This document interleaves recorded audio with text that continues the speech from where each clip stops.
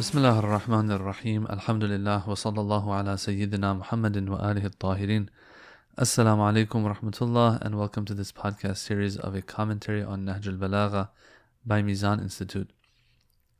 وأشهد أن محمدا عبده ورسوله أرسله بالدين المشهور والعلم المأثور والكتاب المسطور والنور الساطع والضياء اللامع والأمر الصادع. After the Imam, he testifies to the oneness of Allah subhanahu wa ta'ala and lets us all know that he believes in La ilaha illallah such that this has permeated his entire existence, where he said, وَأَشْهَدُ أَن لَا إِلَهَ إِلَّا اللَّهُ وَحْدَهُ لَا شَرِيكَ لَهُ شَهَادَةً مُمْتَحَنًا إِخْلَاصُهَا مُعْتَقَدًا مُصَاصُهَا. Where the Imam used these beautiful words to describe the La ilaha illallah that he believes in. It's not just a belief, but it's something that has permeated his existence. It's something that he believes in the core of. And I explained in our last session how that is the case. This is a shahada, or a testimony to the oneness of Allah subhanahu wa ta'ala, that has passed the tests and has proven itself in practice. Anyway, after all of that, the Imam moves on to the Holy Prophet sallallahu alaihi wasallam and bears witness that Muhammad sallallahu alaihi wasallam is Allah's abd and Rasul. Now, one thing to point out, and you'll find this in a lot of places, is that when the Prophet is spoken of, like in our salat, we have the same thing. In the tashahhud, we say, Ashhadu an la ilaha illallah wahdahu la sharika lah, wa ashhadu anna Muhammadan abduhu wa rasuluh. We bear witness that Muhammad sallallahu alaihi wasallam was Allah's abd first and foremost, and then we say he was his messenger. And so this stands out, this idea to understand that the Holy Prophet sallallahu alaihi wasallam is a servant of Allah first and foremost. Now, I use the word servant, although abd means slave, and when we say abd, of course, and we use the equivalent of slave for it, it might have negative connotations in this day and age, but we have to understand slavery or slave, using that term for a person regarding another person, should be seen as negative. But when we are using this for Allah subhanahu wa ta'ala, the creator, the one and only whose commands we listen to and obey, if we want to really show and describe the obedience that is expected of us towards Allah subhanahu wa ta'ala, the best term to use will probably be slave. Because when we say servant kind of implies, okay, someone who serves someone else, they can or cannot if they wish. But when we say slave, that means this person as if has no will of their own, no decision and choice of their own. They are only looking at the mouth of their master to see what the master wants from them. The moment the master opens his mouth and says something, commands something, the slave is working at it and working on it. And so when it comes to Allah subhanahu wa ta'ala, we should understand that, this term shouldn't have any negative connotations. But at the end of the day, we can use slave, we can use servant, whatever suits the brothers and sisters. But if we say servant, we have to say complete servant, totally obedient servant, I would say. So, Ashhadu anna Muhammadan abduhu. First and foremost, Muhammad sallallahu alaihi wasallam is a perfect servant of Allah subhanahu wa ta'ala. Meaning what? Meaning he will carry out things that Allah wants from him totally, without any questioning whatsoever, without cutting any corners, without any compromise. Okay, a person like this, who is a proper abd of Allah, is the one who's suitable for prophethood. And so it says, abduhu wa rasuluh, and Allah's messenger. So, Imam Ali alayhi salam, who is so great, lets us know that he bears witness that Muhammad sallallahu alaihi wasallam is the proper abd of Allah and messenger of Allah subhanahu wa ta'ala. Arsalahu bid-din al-mashhur. O people, this prophet is such a blessing. Let me tell you why he's a blessing. And so he goes into details. First, he speaks about what the prophet came with, the religion that he came with, the book that he came with, gives a few descriptions there, and why he came, what was the ultimate goal and purpose of him coming. And then the Imam goes into a lot of the traits and characteristics of the times that Muhammad sallallahu alaihi wasallam was sent to his people. Those Jahiliyyah times, those times of sheer ignorance that we probably are going to speak of in our next session. So today what we want to do is we want to speak about those first two matters. Number one, what did the Prophet come with? What was he sent with? Number two, why was he sent? And then, as I said, in our next session we'll talk about the Jahiliyyah times according to Imam Ali in this part of the khutbah. So he says, أرسله بالدين المشهور. The Prophet was sent by Allah subhanahu wa ta'ala with the mashhur deen, with the mashhur religion. What does mashhur mean here? So when we look at the translation that we have for Nahjul Balagha, it says Allah sent him with the illustrious religion, the well-known one. And so it seems that the translation has taken mashhur to mean famous, because that is one of the usages of the term mashhur. But in this context here, and according to other commentators of Nahjul Balagha, I've seen scholars say this, and personally I agree with this one more. Mashhur, I would say, usually is used for another meaning, and that is something that is unsheathed, uncovered, is not hidden from people. So as-sayf al-mashhur, for example, means unsheathed or drawn sword. Something that is mashhur means that it has been taken out of hiding, it is unsheathed, so to speak, and it is accessible to all and clear to all, open to all. Okay, so here, in this context, I would say that it's saying that Allah subhanahu wa ta'ala sent the Holy Prophet with a religion that not as famous or well-known, unless you want to say well-known means that nothing about it is hidden. There's nothing that you have questions on in regards to the main tenets of this faith. Brothers and sisters, when the Holy Prophet came with his religion, it's not like he was hiding or sugarcoating any parts of it. No, he straight up came and said that قُولُوا لَا إِلَهَ إِلَّا اللَّهُ تُفْلِحُوا. Say, La ilaha illallah, there's no God but Allah, there's no one that is worthy of worship except Allah subhanahu wa ta'ala, tuflihu, you will be delivered, you will be saved. That was the teaching. It was very clear what he is saying. So it's not necessarily that this religion is a famous one, although it is famous. Islam is a famous religion, even during Imam Ali's time when he is delivering this sermon. But the point I'm trying to make is this, that right from the beginning, it was very clear, not famously known, but clear, which later on led to it being famously known, what the tenets of this faith are. It was clear that there is one Lord, there is one God, He is the only one to be worshipped, the idols are not to be worshipped.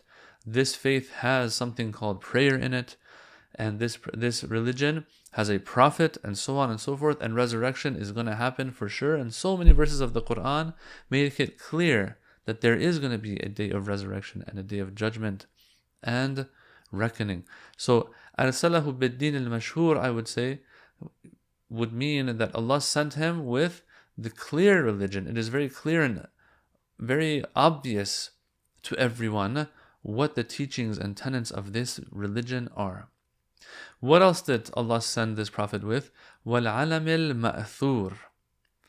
Al-alam al-ma'thur, we have in the translation, it says effective emblem. I don't know if that is a very accurate way to put it, but even if that is the translation one will use, it needs some explanation here. There is a difference of opinion amongst the scholars in regards to what is meant here. وَالْعَلَمِ الْمَأْثُورِ. But let's break down the terms here and see what we get out of it. Alam is used for flag, used for a standard, a banner, a sign, maybe even anything that signals something else, that points to something. A beacon, you can even say, al-alam. It just shows that there's something going on here. Okay. Now, this deen, I would say, that the Prophet has been sent with is also an alam, but it is an alam that is ma'thur. Ma'thur comes from athar. When something has a mark on something else, leaves a mark on something else, it has an athar on it. Ma'thur is something that you will find traces of elsewhere. To the point where even in our du'as, when it comes to our du'as, there are some du'as that are ma'thur du'as and some that are non-ma'thur du'as. So let me explain that. When you are reading, for example, the Islamic laws books, of respected maraja, they will say, for example, yes, on the 15th of Shaban, or even, dua books too. They'll say that on this night, it is good to recite the different ma'thur du'as that are in the hadiths, for example. What does that mean? That means du'as that you will find traces of, you will find athar of in our main hadith sources. Non-ma'thur du'a will be a du'a that is not necessarily mentioned verbatim in hadiths. It's just a du'a, a prayer that you do. You ask Allah for something. Oh Allah, my auntie so-and-so is ill, make her better. Okay, that's a du'a. That is a du'a. That is you doing prayer for something to happen. You're asking Allah for something. But it's not considered a ma'thur du'a, meaning that these exact words can be found in the sources. No. A ma'thur du'a would be like du'a kumail. When you read du'a kumail, you are reciting a ma'thur du'a, a du'a that has been, you will find trace of in our sources. And so this is the difference between ma'thur and non-ma'thur. Now I'm saying all of this just so that we get a good idea of what can be meant here.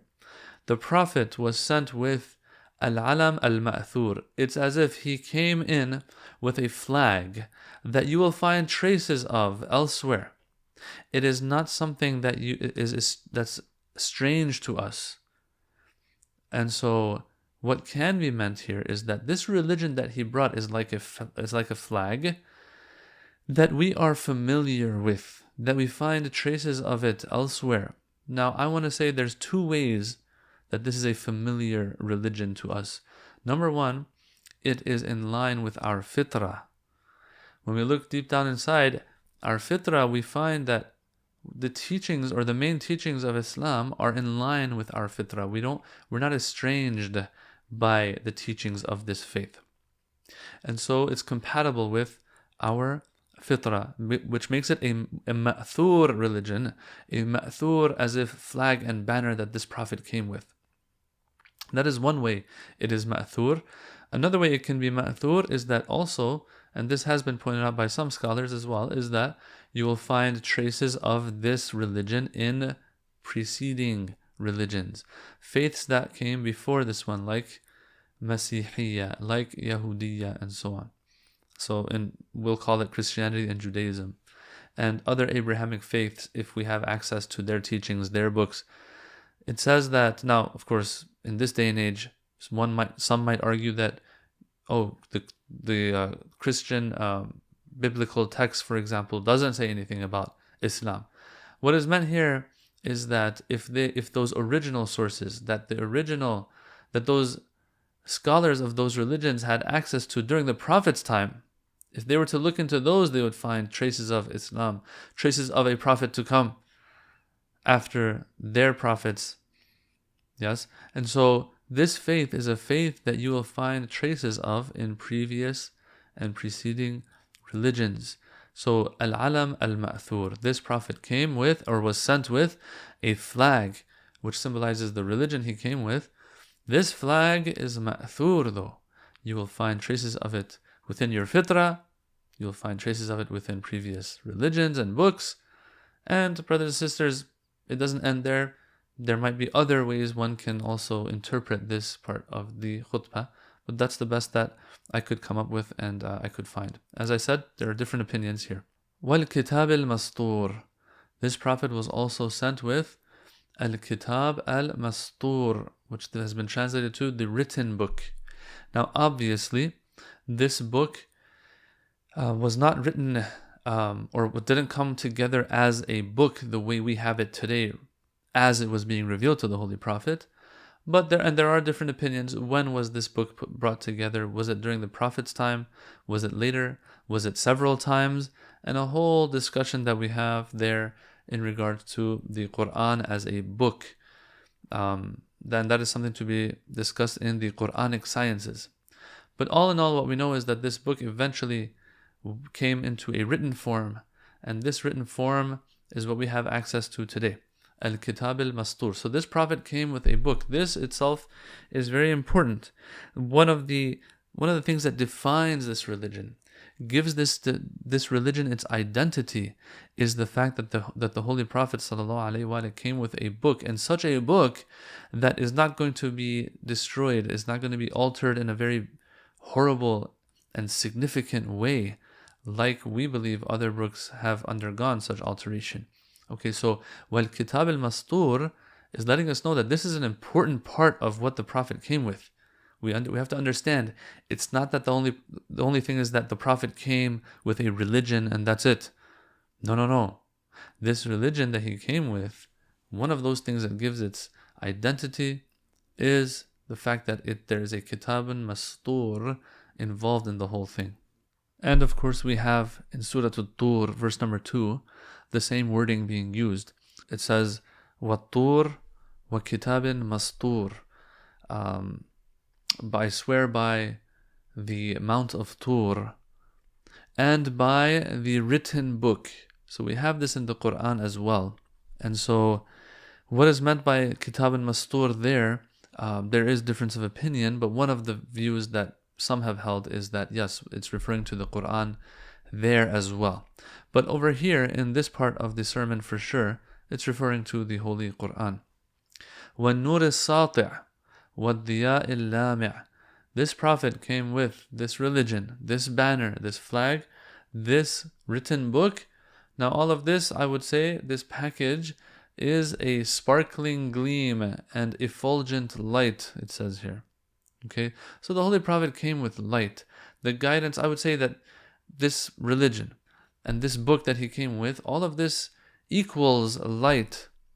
And not just normal light, very strong light that has taken over everything, that encompasses everything, and that will give us light on the Day of Judgment even.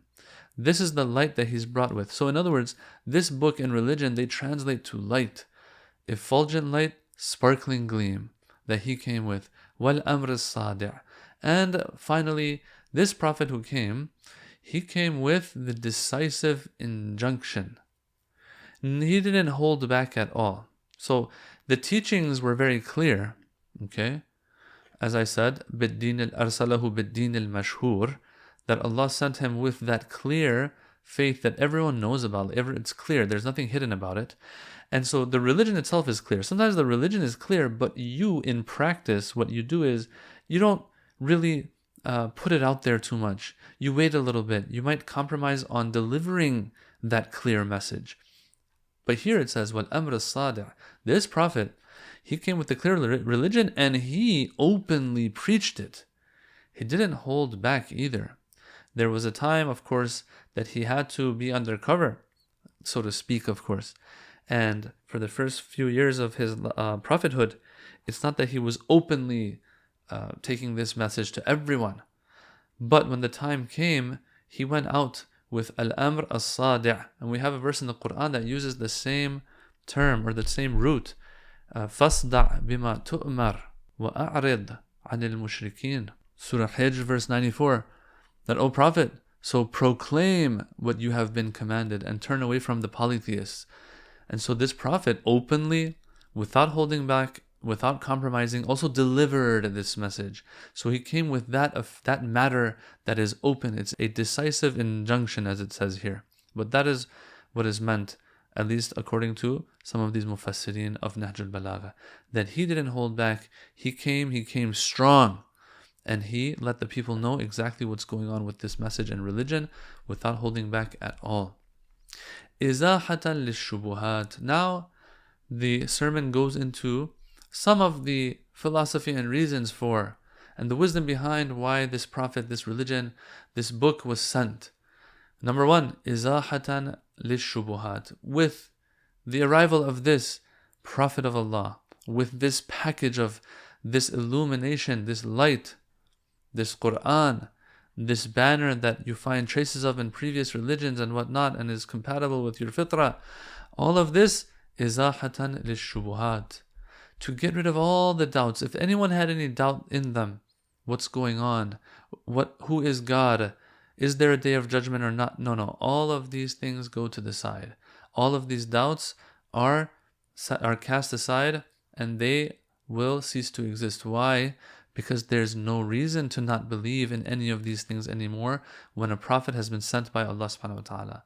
Those people who might have had some doubt, when the prophet comes and they acknowledge and understand that he's the prophet of Allah, they listen to whatever he has to say and they submit. And so all of these doubts that might have been there, they all cease to exist. وَاحْتِجَاجًا بِالْبَيِّنَاتِ. Another reason that this prophet was sent is to present clear proofs. Now there are some people who it wasn't even about doubts for them.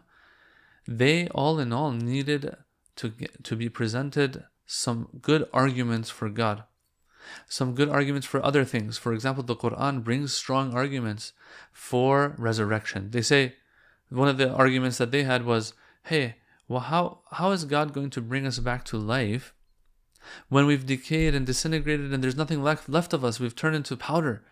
The Quran says, well, قُلْ يُحْيِيهَا الَّذِي أَنْشَأَهَا أَوَّلَ مَرَّةٍ. The one who brought all of you together and to life the first time around. Is it easier to bring something back when there's already something to work with, like powder, whatever it is, your bones have disintegrated, but there's at least something there for God to work with. The one who created them the first time around when there was nothing to work with, created you from scratch, that same person is going to be able to bring you back the second time.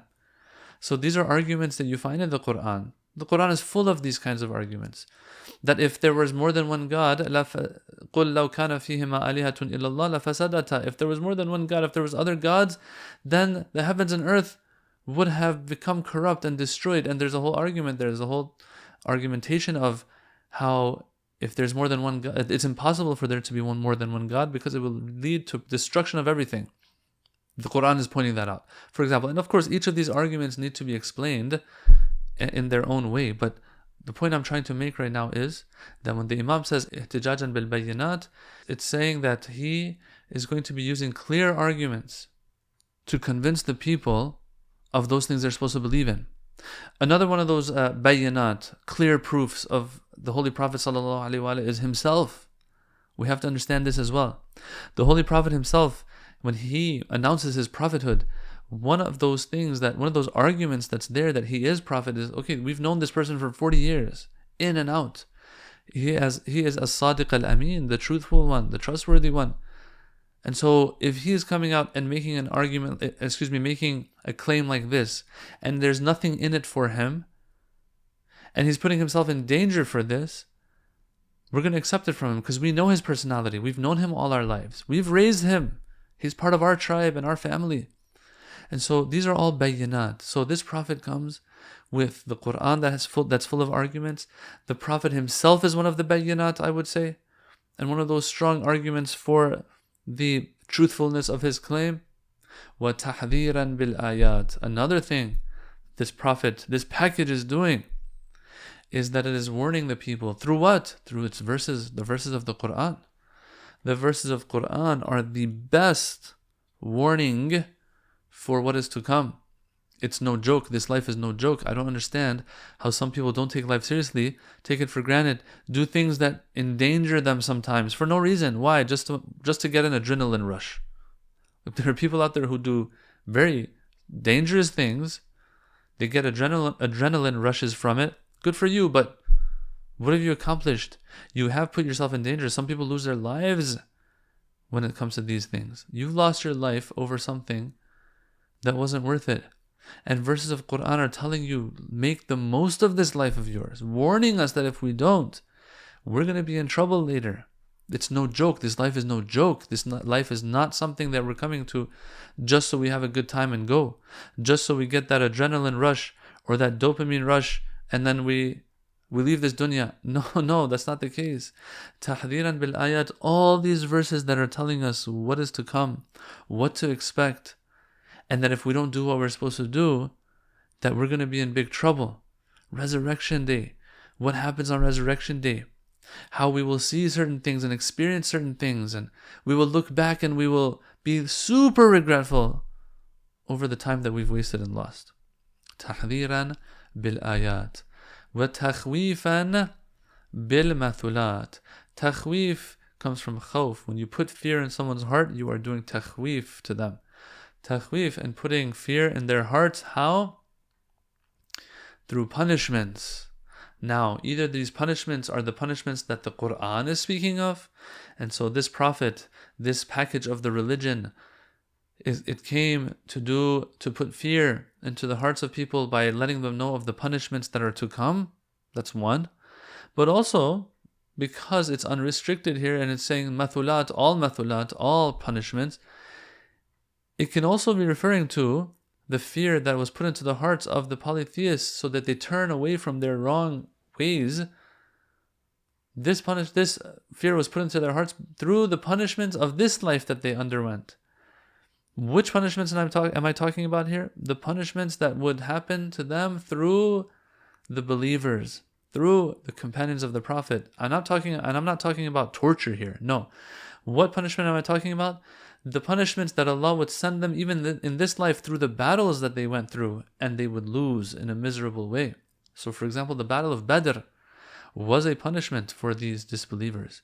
It was a wake-up call for them. It shook them to the core that, look, this small number of 313 of the Holy Prophet ﷺ, who are barely armed, who barely have camels and horses to ride on to fight, and then you, an army of 1,000 or more, armed to your teeth, 100% sure that you're going to be successful in this and victorious after this battle, you get defeated. This shook them to the core. This was a takhweef by Allah subhanahu wa ta'ala. And then verses of the Quran speak about angels that Allah would send. Those unseen parties of God and soldiers of God that Allah would send, referring to the angels or even sometimes other things, other natural phenomena that Allah would use in favor of the mu'mineen against the mushrikeen to destroy them. These are also punishments that would strike fear into their hearts and try to wake them up that, look, there is a metaphysical entity behind all of this. There is a God that is helping this side. Understand that. And if you're not going to embrace this faith, be fearful. So Allah's putting fear into their hearts by letting them know, like, look at what I'm doing. Look at how I'm helping these people. Unless they don't help themselves, like in the Battle of Uhud, the Muslims hurt themselves and they learned a big lesson there. But other than the Battle of Uhud, you don't have a defeat like that for the Muslimin. Even if they were defeated with honor. They were defeated in a way that the enemy still kind of feared them. And so you'll have the Battle of Ahzab, for example. The Battle of Ahzab miserably destroyed the mushrikeen. And Allah speaks about the unseen aid that He sent their way. Okay, so this should put fear in their hearts that, okay, we're not just fighting another army here. This is an army that is backed by something we cannot see, a power greater than all of us, or else these people should not be winning against us like this. So this prophet was sent to get rid of all doubt, was sent with bayinat and clear arguments, so that there is no excuse left and people are convinced, warning the people with the verses of Quran and other signs.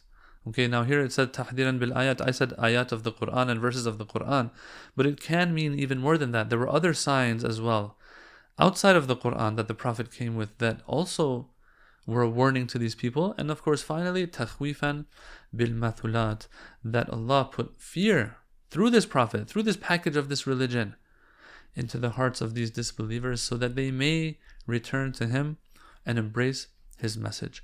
After going through all of this, the Imam then begins to describe the times of Jahiliyyah and how bad they were and how darkness had covered everything. And okay, this prophet, this package of religion was sent to these people of Jahiliyyah. It's an interesting illustration and painting that the Imam paints for us, inshallah, in our next session. Walhamdulillahi Rabbil Alameen. Wassalamu alaikum wa rahmatullahi wa barakatuh.